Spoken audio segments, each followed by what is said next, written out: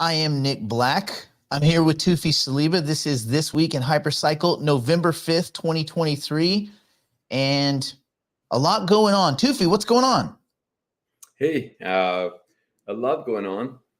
I'm back in Seoul. I think last week did the Hong Kong, and I was in Seoul when we did this thing, I guess. And then I went to Hong Kong, had a few interesting meetings, and now back in Seoul and had the phenomenal day today, which is going to trigger a lot of cool stuff that is coming on December 9th, which we'll be able to mention some of them here so they can say, I heard it there first.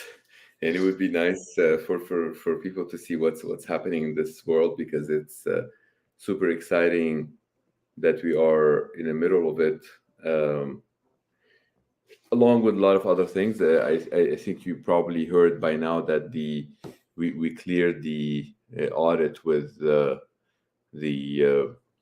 ETH for the licenses. So right now, like, people can go down all the way to the smallest license, own it on ETH. They don't have to depend on any thing in the middle. Basically, if you have a master node, you can split it on ETH all the way down. You can transfer it, you can transmit it, you can receive it, you can take it, you can plug it into a machine. We talked about this, I think, last week. The marriage, we said when we talked last week, we said towards the end of this week, you'll be able to do the marriage. It's a certificate which is the ERC 1155 that is pending. So right now, you're able to do that. You're able to do the marriage. You're actually able to take the license.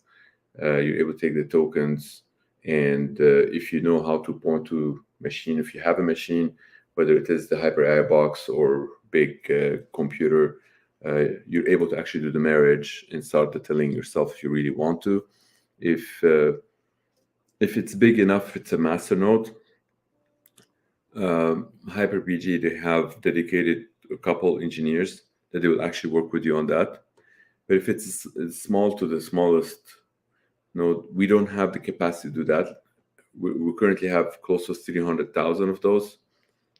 You don't want us to have to do 300,000 manually with people. The actual thing that most people they're going to be doing themselves is when they actually get the certificate, and that is still coming.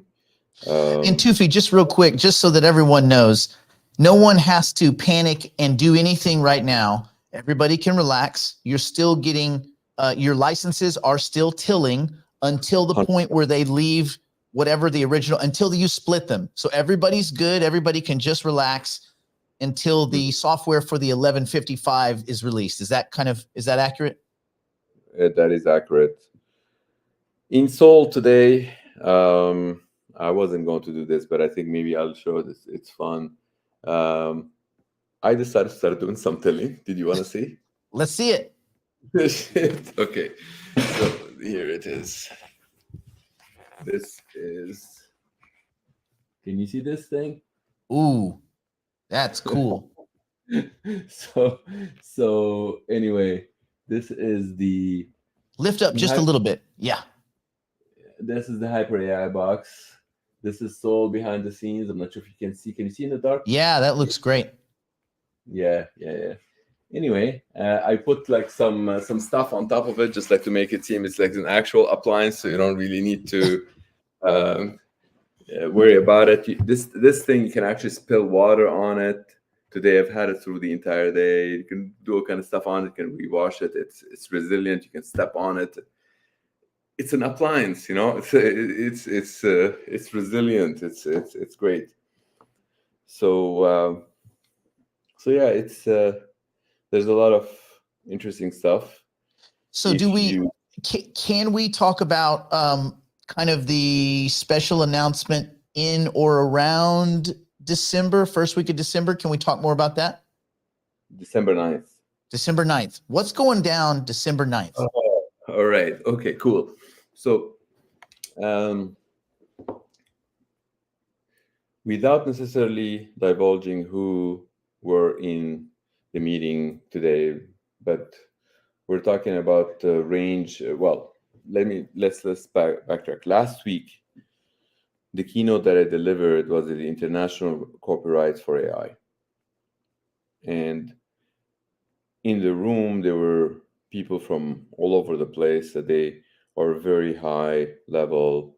It was sponsored by the Justice Department, and there were people from like, copyright around the world. They're going in a lot of panic because what happened in the last 3 months. Almost every country is discriminating against AI.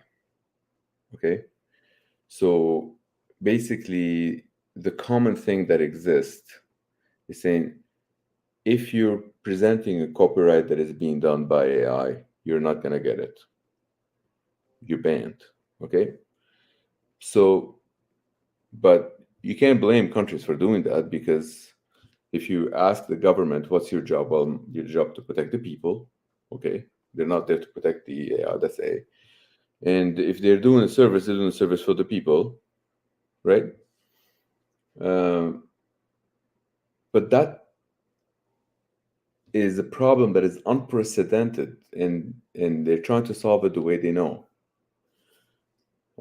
However, the solution that they put forward, they know that it already has so many attack vectors. For example, if the government says, I'm not going to give you copyright, this is done by AI, right?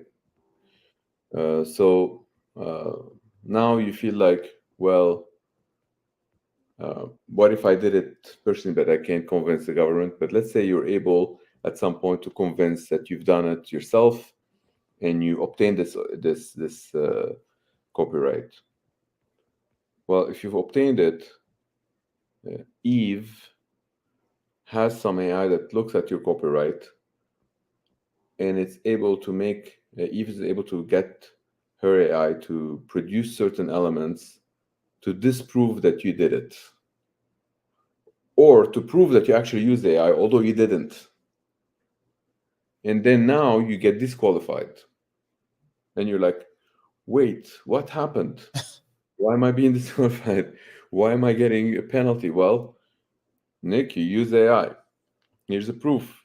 We've seen all this proof. And you're like, no, I did not. Well, it shows anybody can do it. Look at that. So that's one problem that they talked about. But it's also that there's a lot of other problems when you think about how.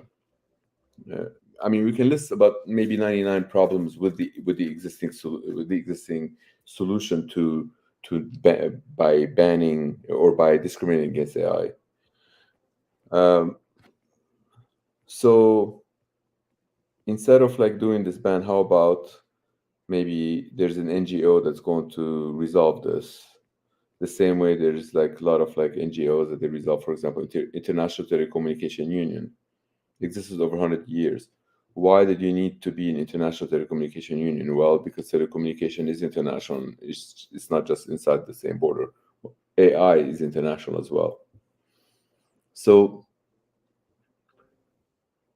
shortly after, well, while I was actually giving the keynote, I suggested that this can be the case. And I said, if folks, they think that is a good idea, please come talk to me. And since then, I've been extremely, extremely busy, because I've talked to probably 30 to 40 government officials from around the world. And it seems that there's like a global consensus that thing should exist. The naming, I will not disclose as well, but there will be something that it will be announced on December 9th, that it's actually going to be an NGO that is going to enable the AIs from around the world to have copyright for AI. Well, people can have this, continue having their copyright office. It protects them, it's their border, it's their country. But there's an international copyright for AI that is going to be pushed out. And if folks are listening here, let's keep it a little bit hush hush. little bit hush hush. This is just for, like, we don't want the Secretary General of the United Nations to hear about this before he hears it from us, because they're going to be one of the supporters in this initiatives, and the more we can get supporters in this, I mean, so far every single copyright commission they're saying is like, thank you, this is great, this is going to help us. So it's already getting a lot of good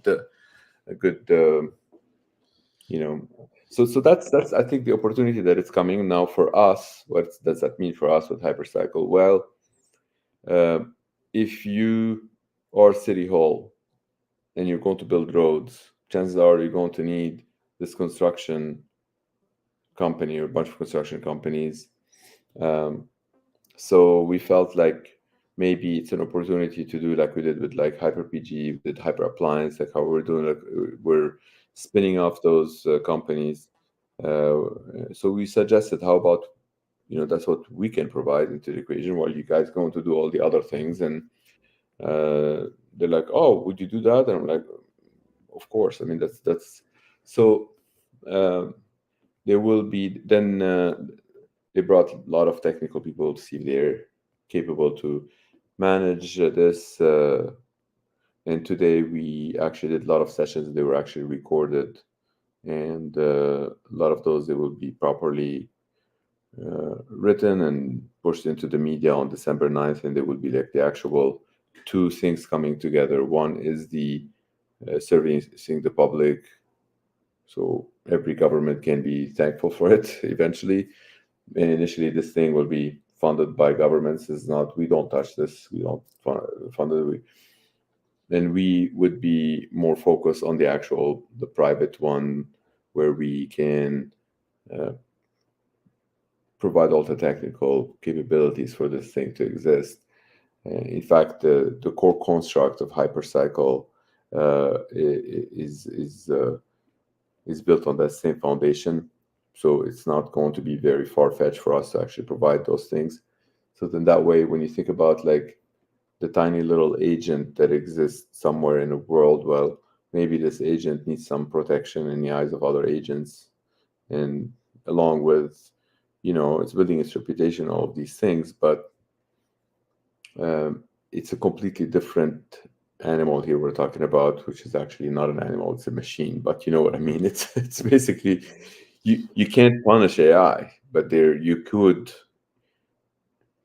implement certain governance of how you can have an agent saying like, I own the copyright for this, or some engine that has an agent and saying like, I have a copyright for this agent, I don't have for that, and so on and so forth.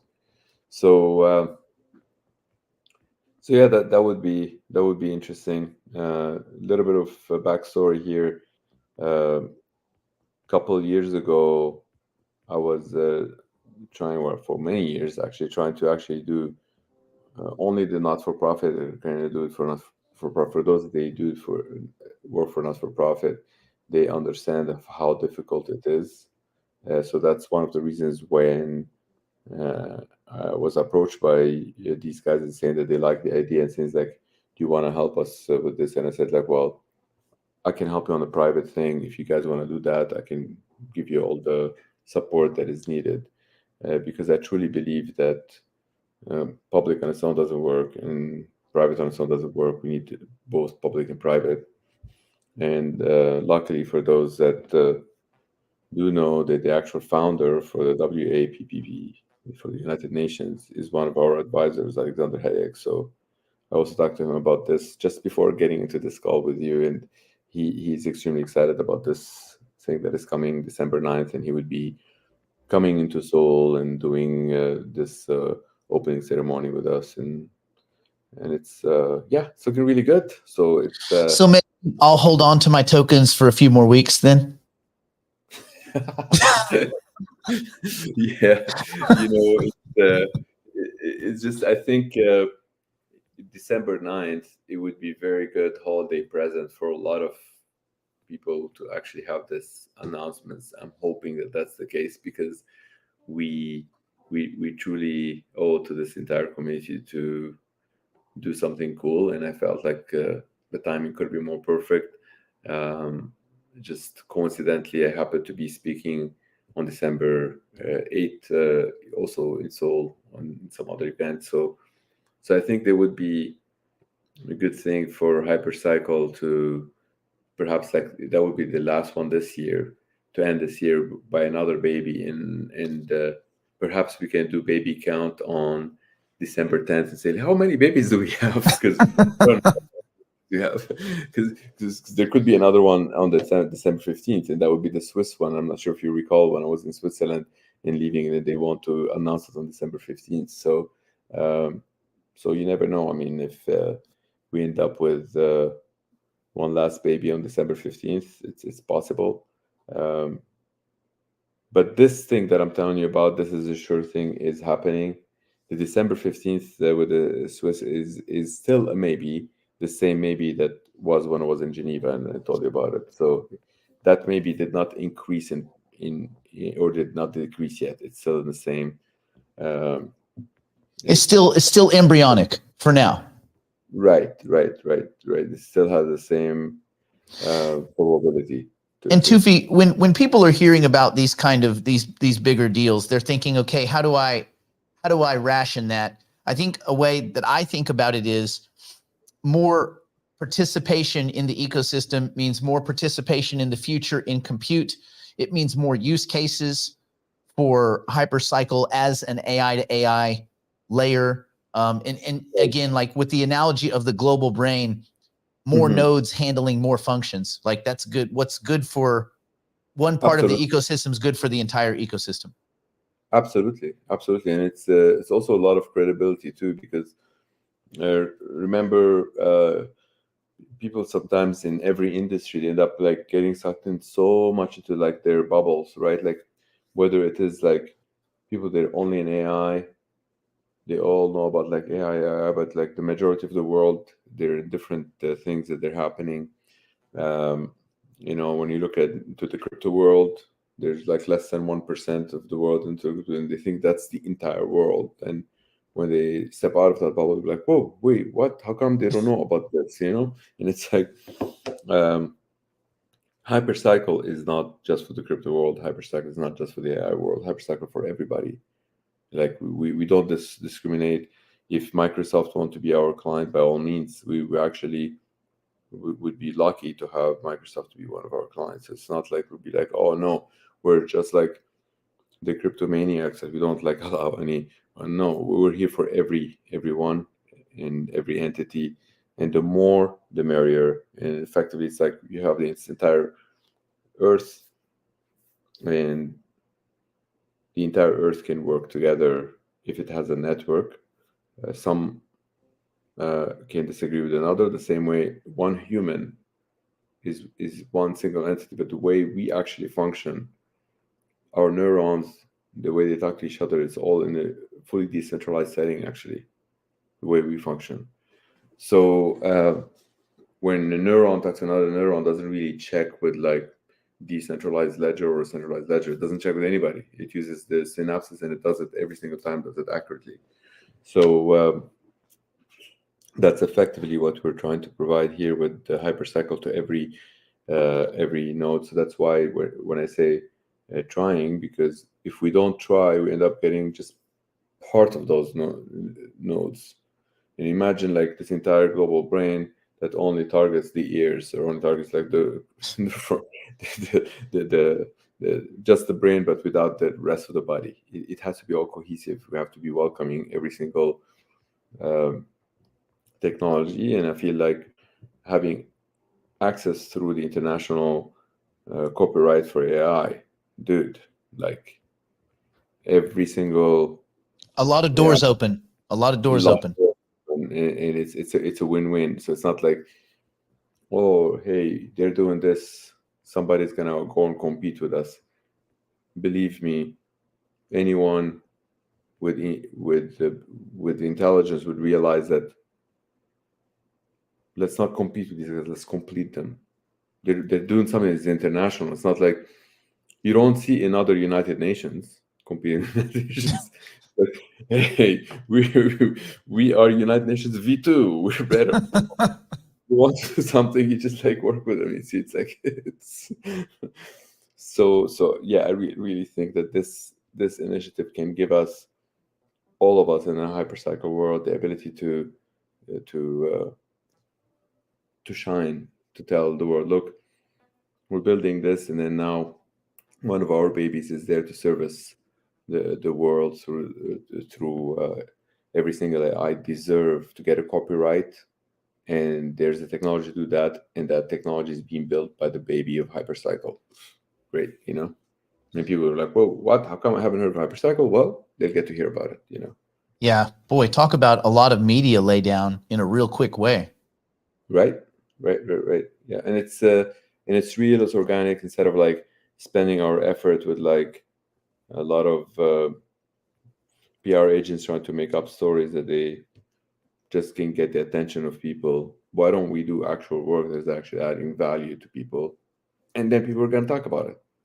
That's it, precisely what we're doing. So Well, I'm looking forward to it. Toufii, again, I know you're busy. Thank you for your time this week in Hypercycle. This is the November 5th edition. We're going to try to do as many of these as we can as we yes, approach December 9th. yes, let's continue trying to push for that, like 6 days. This time we did it right. We did it We in did 6 it. days. We nailed it.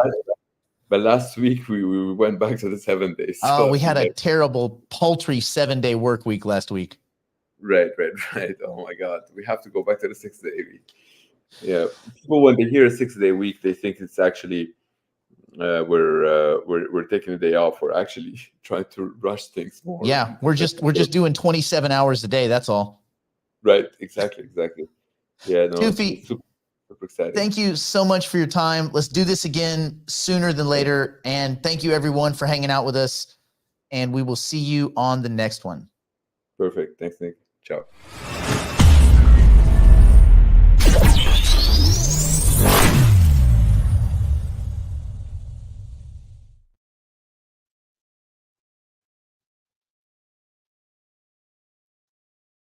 Do you trust your crypto assets to centralized exchanges that actively sell your private information and front-run your trades? Would you like to buy and sell your assets without any middlemen, intermediaries, or robots? Do you like paying slippage, fees, and having the price go up as bots steal from you on low-liquidity decentralized exchanges? The solution is nodemarket.io. Set your guaranteed buy or sell price. No middlemen, no slippage, no bots, ever. Buy or sell 1, 10, or even 10 million tokens, and you never have to worry. OTC trades are between you and the seller or buyer, guaranteed by audited smart contracts and no human middlemen. Nodemarket.io.